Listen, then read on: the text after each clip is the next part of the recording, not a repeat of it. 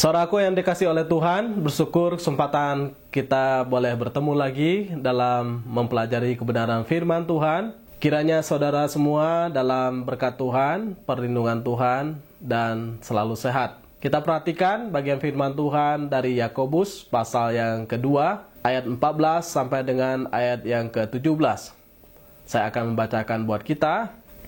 Apakah gunanya, saudara-saudaraku, jika seorang mengatakan bahwa ia mempunyai iman, padahal ia tidak mempunyai perbuatan? Dapatkah iman itu menyelamatkan dia? Jika seorang saudara atau saudari tidak mempunyai pakaian dan kekurangan makanan sehari-hari, dan seorang dari antara kamu berkata, "Selamat jalan, kenakanlah kain panas dan makanlah sampai kenyang," tetapi ia tidak memberikan kepadanya apa yang perlu bagi tubuhnya, apakah gunanya itu? Demikian juga halnya dengan iman. Jika iman itu tidak disertai perbuatan, maka iman itu pada hakikatnya adalah mati. Iman yang hidup adalah iman yang berbuat. Ada tindakan nyata di sana yang boleh dirasakan, dialami oleh seseorang. Karena iman yang sejati selalu ada perbuatan. Jadi percuma 1000 kata tanpa perbuatan, tidak ada tindakan nyata, tidak bisa dirasakan. Tapi satu perbuatan yang nyata itu bisa dirasakan oleh seseorang. Dan untuk berkata bahwa kita beriman, tidak perlu kita menggembar-gemborkan bahwa kita orang beriman. Itu ada perbuatan-perbuatan yang menyertainya, sehingga terlihat bagaimana sikap seseorang di hadapan Tuhan. Apakah dia sungguh-sungguh mengasihi Tuhan dengan segenap hati, dengan segenap jiwa, dengan segenap perbuatan dan akal budi. Artinya segenap apa? Apakah dia totalitas mengasihi Tuhan, sepenuhnya mengasihi Tuhan? Itu bukti orang beriman, sepenuhnya, totalitas, sempurna, tidak tersisa. Bahkan kerinduan dia adalah menyenangkan hati Tuhan, karena dia sadar bahwa Tuhan sudah memberikan yang terbaik, Tuhan sudah menyelamatkan dia, Tuhan sudah memberi anugerah kepadanya untuk mengetahui kebenaran daripada Tuhan. Jadi bersyukur dia kepada Tuhan karena perbuatan Tuhan yang luar biasa. Sehingga melalui iman itu dia juga bisa melihat bagaimana dia harus berbuat kepada sesama. Jadi iman yang sejati, iman yang murni adalah iman yang dibuahi dalam tindakan yang nyata. Bagaimana iman kita di hadapan Tuhan? Itu bisa terlihat dari sikap kita terhadap Tuhan. Bagaimana kita dalam pelayanan? Apakah kita melayani dengan sungguh-sungguh? Bagaimana kita dalam bekerja? Apakah kita bekerja dengan sungguh-sungguh? Bagaimana kita dalam hidup berkeluarga? Apakah kita hidup dalam keluarga dengan sungguh-sungguh? Ada istilah berkata bahwa berdoa dan bekerja. Dalam bagian ini ada istilah iman dan perbuatan. Itu dua hal yang menyatu, yang gak terpisahkan satu sama lain.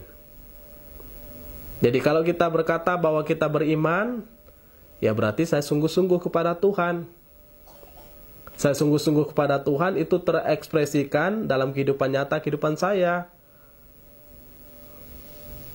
Sehingga hati saya terikat pada Tuhan, motivasi saya murni, jujur, saya ingin melakukan hal-hal mulia bagi hormat kemuliaan namanya. Sehingga dalam beriman berarti kita menggantungkan hidup dalam tangan Tuhan. Menyandarkan hidup kita sepenuhnya kepada Tuhan, apapun kondisinya. Ya sekarang kita menghadapi kondisi yang sulit. Kita berhadapan dengan pandemi, kemudian sekarang ada perang, Rusia, Ukraina. Semua mengalami kesulitan-kesulitan, tantangan-tantangan. Bahkan Presiden berkata bahwa kita sedang berhadapan dengan kondisi yang gelap sekarang ini. Sehingga kita harus mental kuat, semangat kuat, bahkan bekerja dengan sungguh-sungguh. Lebih daripada itu, bergantunglah kepada Tuhan dengan sungguh-sungguh. Karena kita percaya bahwa dalam kondisi apapun, kalau kita bersandar pada Tuhan, selalu ada tangan murah Tuhan yang bersama dengan kita. Tangan Tuhan tidak kurang panjang, telinganya tidak kurang tajam, bahkan matanya selalu mengawasi kita di setiap kondisi kehidupan kita. Dan kita meyakini bahwa sama seperti bangsa Israel yang ditolong oleh Tuhan, demikianlah kita mengalami pertolongan-pertolongan Tuhan. Kadang-kadang kondisi mungkin terjepit, mungkin kita sedang tertutup jalannya. Bangsa Israel ketika keluar dari perbudakan Mesir, mereka dikejar oleh Firaun dan pasukannya, kemudian berhadapan dengan Laut Tebrau. Tapi toh Tuhan selalu ada cara untuk membukakan jalan bagi umatnya. Sehingga dibelahkanlah Laut Tebrau itu. Mereka melintasinya, tibalah mereka di seberang, dikejar oleh Firaun dan tentaranya, maka Tuhan membalikan air itu dan tenggelamlah. Dan begitu banyak kisah bagaimana Tuhan memelihara mereka di padang gurun dengan makan mana, dengan burung puyuh. Bagaimana Tuhan mengeluarkan air dari batu karang, yang secara manusia semuanya itu mustahil lah. Tetapi Tuhan, tidak ada mustahil bagi Tuhan. Sehingga Alkitab berkata, percayalah kepada Tuhan dengan segenap hatimu, jangan bersandar kepada pengertianmu sendiri, akuilah Dia dalam segala lakumu, maka Dia akan meluruskan jalanmu. Jangan bergantung kepada kekuatan Firaun, jangan bergantung kepada kekuatan kuda-kuda di Mesir dan pasukan-pasukan yang besar itu. Bergantunglah kepada Tuhan. Jangan bergantung kepada kekuatan kita. Jangan bergantung kepada pengalaman kita. Kenapa kita seringkali kurang diberkati? Karena kita terlalu bergantung kepada kepintaran kita, pengalaman kita, kehebatan kita, kesuksesan kita, semua yang kita miliki, kita pikir itu dapat diandalkan. Tidak. Ingat, tidak. Itu semua akan berakhir, mungkin semua akan bisa hilang dalam waktu sekejap. Tapi waktu kita bersandarkan pada Tuhan, ada ketenangan pada hati kita, ada kekuatan pada jiwa kita, bahkan kebersandaran kita kepada Tuhan. Nah, disitulah iman. Iman berarti kita menyandarkan diri pada Tuhan. Kenapa kita menyandarkan diri pada Tuhan? Karena kita sudah menerima keselamatan kok daripada Dia. Masa kita tidak percaya kepada Dia yang sudah menyelamatkan kita? Dia saja menyelamatkan tubuh, jiwa, dan roh kita. Bukan hanya nanti di sorga, tapi sekarang ini. Masa kita tidak percaya akan pemeliharaannya hari lepas hari? Sehingga dalam Alkitab dikatakan, Dia adalah Bapa yang bermurah hati. Sehingga mintalah, maka kamu akan diberikan. Ketoklah, maka pintu akan dibukakan. Karena Bapa di sorga tahu apa yang kita perlukan. Tetapi ingat, carilah dahulu kerajaan Allah dan kebenarannya. Artinya, keutamaan kita adalah bagaimana kita hidup sesuai dengan kerajaan Allah, karena memang kita dalam pemerintahannya, dan kebenarannya. Kita selalu hidup dalam kebenarannya. Apapun situasi kehidupan kita, jangan pernah keluar daripada aturan mainnya Tuhan. Jangan pernah melawan prinsip kebenaran firman Tuhan. Waktu kita berjalan dalam prinsip kebenaran firman Tuhan, memang penyangkalan diri luar biasa. Tetapi waktu kita mengerjakannya, hati kita tenang, kita lega, hidup kita merdeka, dan kita bisa melihat bagaimana tangan Tuhan menuntun kehidupan kita. Sehingga, dapatkah iman itu menyelamatkan? Iya, iman itu menyelamatkan seseorang. Karena iman itu diberikan oleh Tuhan untuk seorang bergantung pada Tuhan. Kita sudah diselamatkan, lalu kita beriman pada Tuhan. Lalu iman yang sejati bisa terlihat dalam buah tindakan nyata. Kalau nggak ada buah, berarti nothing. Sama seperti pohon nggak ada buah, meskipun kelihatan daunnya hijau, lebat, rimbun, nggak ada artinya. Alkitab juga berkata, kalau nggak ada buah langsung ditebang, dibuang, dan dibakar. Maka buahnya terlihat. Jika seorang saudara atau saudari tidak mempunyai pakaian dan kekurangan makanan sehari-hari, dan seorang dari antara kamu berkata, selamat jalan, kenakanlah kain panas dan makanlah sampai kenyang, tetapi ia tidak memberikan kepadanya apa yang perlu bagi tubuhnya, apakah gunanya itu? Jadi, kalau kita berkata kita beriman, kita pun berbuat. Kita pun peduli kepada sesama kita.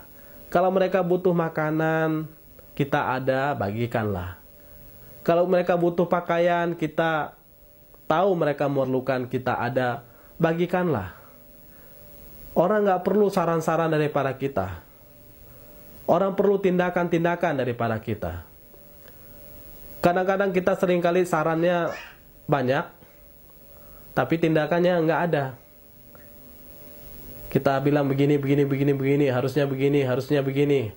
Harusnya kalau lapar makan, ya orang udah tahu kalau lapar makan. Tapi makanannya mana? Kalau telanjang pakai pakaian, ya benar. Tapi pakaiannya yang mana? Kita memberi nggak kepada dia? Ada orang berkata, pakaiannya yang pantas begini. Ya itu yang dia punya kok. Ngapain kita ribut dengan pakaian orang lain? Makanannya yang enak, yang ini. Ya itu yang dia punya kok. Jadi kita selalu meributkan kadang-kadang hal-hal yang memang itu orang lain miliki, tapi kita tidak pernah peduli memberi kepada orang lain. Kita hanya memberi nasihat. Nasihat bagus, tapi kita juga lihat orang ini hanya sekedar butuh nasihat atau memang dia butuh pemberian daripada kita. Nah, sehingga kehidupan Kristen itu harusnya elegan, berkualitas. Kualitas itu bisa kelihatan kok dari perbuatannya. Kita lihat orang lapar, kasih makanan. Kita lihat orang haus, kasih minuman. Kita lihat orang telanjang, berilah dia pakaian. Daripada pakaian kita banyak sekali di lemari, mungkin kita bisa beli yang lebih bagus lagi dan nggak kepake-pake. Ya bagikanlah kepada mereka yang membutuhkan. Daripada di lemari rusak atau kemudian dimakan rayap, lebih baik kita bagikan kepada orang lain yang memerlukan. Karena apa? Karena itu lebih mulia. Kita banyak pakaian bagus, tapi lebih bagus lagi kalau kita bagikan kepada orang lain. Kita punya rumah bagus, bagus. Tapi bagaimana kalau kita melihat orang yang membutuhkan tumpangan? Apakah kita mau menyediakan rumah kita untuk menjadi tempat tumpangan? Kemudian kita bisa lihat orang menderita. Kita berdoa terus buat dia. Bagus nggak? Bagus. Tapi bagaimana tangan terulur terhadap mereka yang menderita? Alkitab berkata, kalau mereka misalnya sakit, ya berilah mereka perhatian. Kunjungilah mereka. Kalau mereka di penjara, berilah perhatian. Kunjungilah mereka. Nah, ini sikap kasih. Sikap kasih bukan diajarkan oleh saya sendiri. Tapi ini oleh firman Tuhan, karena Yesus juga berkata demikian pada Matius pasal 25. Jadi segala sesuatu yang kita lakukan untuk orang yang paling hina, kita lakukan untuk Tuhan. Ingat, segala sesuatu yang kita lakukan untuk siapapun yang perlu, yang terhina, itu sebetulnya kita lakukan untuk Tuhan. Itu Yesus katakan. Memang sepertinya kita lakukan untuk manusia, namun sebetulnya kita lakukan sejati untuk Tuhan. Maka saya senang sekali dengan bagian firman Tuhan berkata, lakukanlah segala sesuatu bukan hanya untuk manusia, tetapi seperti untuk Tuhan. Waktu kita kerja di kantor, lakukanlah bukan hanya untuk bos kita, untuk menyenangkan bos kita, tapi untuk menyenangkan hati Tuhan.